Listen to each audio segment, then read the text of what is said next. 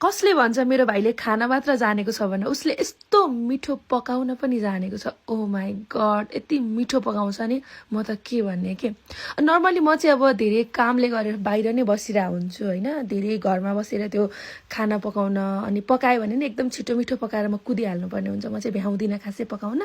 तर यसको पनि फाइदै छ क्या, किनकि मेरो भाइले यस्तो मिठो मिठो खानेकुरा पकाउँछ। फेरि खानेकुरा पकाउनु चाहिँ उसको ठुलो सोख हो क्या। जति उसले इन्जोय गरेर खान्छ त्योभन्दा धेरै इन्जोय गरेर उसलाई पकाउन मजा लाग्छ। अनि कोही अगाडि बसेर खाइदियोस् उसले त्यो हेर्न पनि चाहन्छ क्या। यो चाहिँ मेरो भाइको एकदम हबिज पनि रहेको छ। सो एभ्री डे केही न केही नयाँ नयाँ पकाइरहेको हुन्छ। अनि मैले भिडियो गरौँ न भन्दा चाहिँ कहिले मान्दैन थियो क्या भाइले। भिडियोमा गर्छु न यस्तो मिठो पकाउँछस् भन्दा कहिले मान्दैन थियो। बट अहिले चाहिँ फाइनल्ली मानेको छ होइन, केही गरेर भर्खर मान्न थालेको छ। ल हुन्छ भिडियो गरौँ न त भनेर। सो भाइले चाहिँ आज चाहिँ चिकन चङ्गेजी बनाएको छ, उसको फेभरेट हो। अनि उसले आफ्नो आइडीमा पनि सब भिडियो हालिसकेको छ। मैले चाहिँ अलिक पछाडि हालेको होइन, किनकि यो मेरो रिक्वेस्ट थियो क्या भिडियो बनाऊँ न भनेर। उसले कहिले मान्दिन्थ्यो, फाइनल्ली माने। यस्तो मिठो भएको थियो के भन्ने गाइज। तपाईँहरू पनि ट्राई गर्न सक्नुहुन्छ। रेसिपी चाहिँ हाम्रो भाइकै च्यानलमा छ है त, गएर हेर्नु होला।